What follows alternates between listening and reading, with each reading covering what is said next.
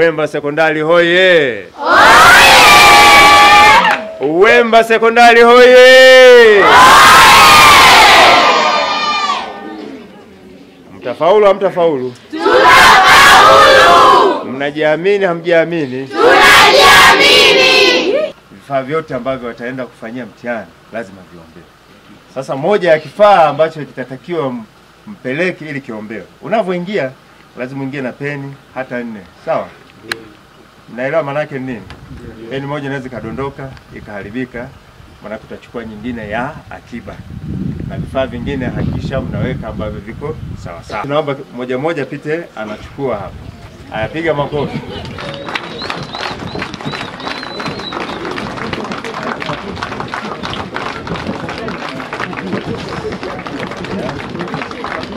All right? Yes. You have to make a challenge. Kwa hiyo umeshasema division 3 hakuna, si ndio? Hakuna, si ndio? Kwa na nyinyi mnaahidi kama walivyosema wenzenu wa mwaka jana kwamba wote mtapata division 1. Division 2 na 3 ni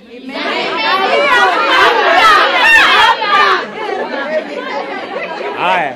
Kwa hiyo tunakubaliana hapa division 2 ndio itakuwa emergency, ndio? 3 hakuna. Kwa hiyo wote tutapata division 1. Division 2 ni emergency. Hakuna division 3 wala 4 wala 0. Wote mtapata division 1. 2 emergency. 3 hakuna. 4 hakuna. 0 hakuna. Haya, pigeni makofi na vigelegele sana.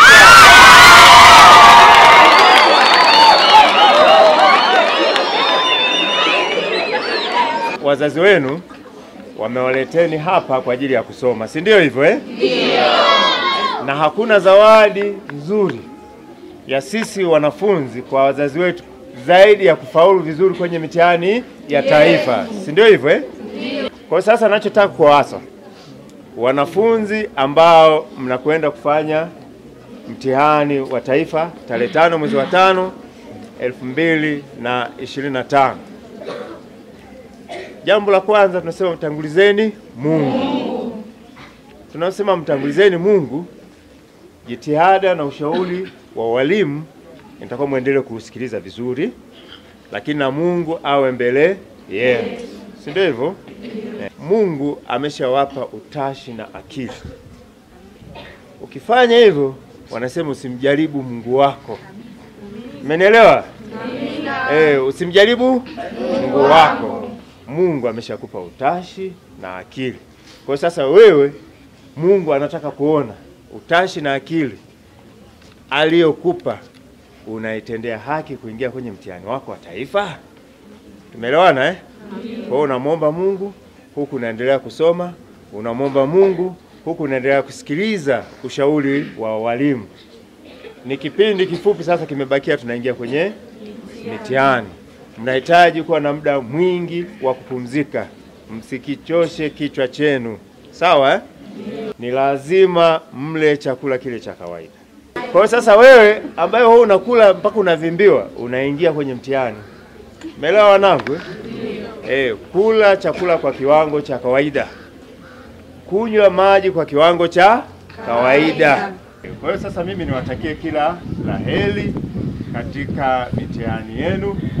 Msituangushe.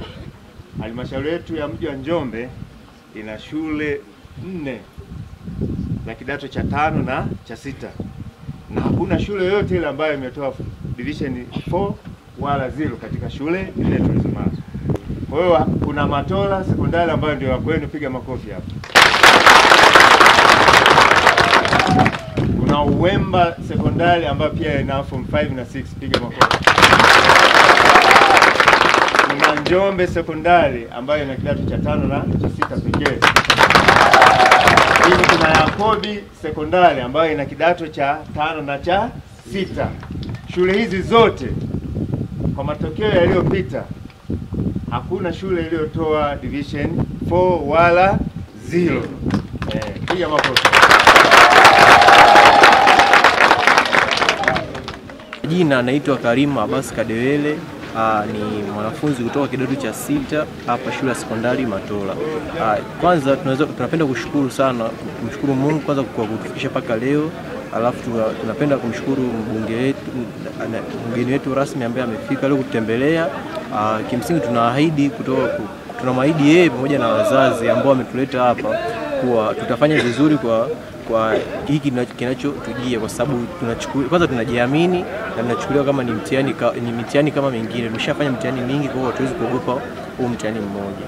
Kwa majina naitwa Sharifu Hamza Runje, ni mwanafunzi wa kidato cha 6 shule ya sekondari Matola, natokea mkoani Ruvuma. Nipo hapa toka mwaka 2023 na nakwenda kuhitimisha safari yangu mwaka 2025. Kama tulipokuwa na walimu wetu, wametuandaa kwa muda mrefu, wametupika tumeiva, na tunawaahidi kwamba tunakwenda kufanya vizuri katika mtihani wetu wa mwisho tunaokwenda kuanza Jumatatu ya tarehe 5. Na pia kwa upande wa wazazi, kama wao walipotuleta sisi shule kwa lengo moja, kuja kutafuta elimu, na sisi zawadi kubwa ambayo tumewaandalia wao ni kufanya vizuri katika mtihani wetu wa mwisho. Vipi maandalizi yapoje? Maandalizi mpaka dakika hii ni makubwa, na tunamshukuru Mungu, afya ipo vizuri, tumejiandaa kukabiliana na mtihani wetu. Naitwa Erasto Mpete, mwenyekiti wa halmashauri ya mji wa Njombe.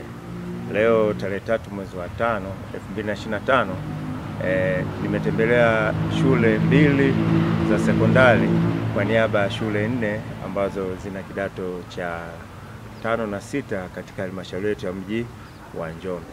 Nimetembelea Matola sekondari, nimetembelea Uwemba sekondari.